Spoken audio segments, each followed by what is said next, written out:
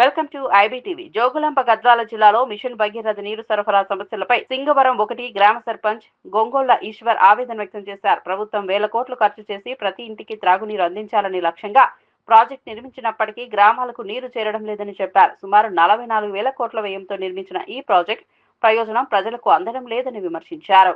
44,000 కోట్లు ఖర్చు పెట్టి నిర్మించి ప్రతి ఒక్కరికి రోజుకు 100 లీటర్లు నీళ్ళు ఇవ్వాలనే ఉద్దేశంతో ప్రాజెక్టు నిర్మిస్తే మరి ఈరోజు ఒక్క చుక్క నీళ్లు రాకపోవడం, మళ్ళీ అనేక గ్రామాలు గద్వాల జిల్లాలో అనేక గ్రామాలు మళ్ళీ నీటి సమస్యను ఎదుర్కొంటున్నాయి. దీనికి కారణాలు ఖచ్చితంగా మనం తెలుసుకొని మరి కంప్లైంట్ ఇవ్వాలి. 1916 అనేటువంటి నెంబర్కి ప్రతి ఒక్క పౌరుడు దీనికి కాల్ చేసి కంప్లైంట్ ఇవ్వాలి.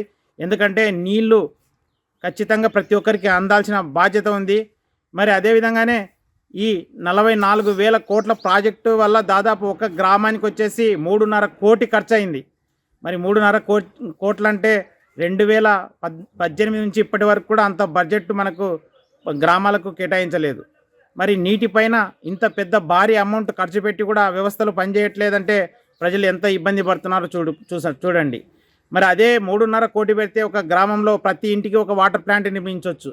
మరి ఇంత పెద్ద ప్రాజెక్టులు కట్టి ప్రజలకు నీళ్లు వస్తలేవంటే దీనిపైన ప్రతి ఒక్క పౌరుడు స్పందించి 1916 అనేటువంటి నంబర్కు ఫోన్ చేయవలసిందిగా కోరుకుంటున్నాను. జై హింద్, జై భారత్.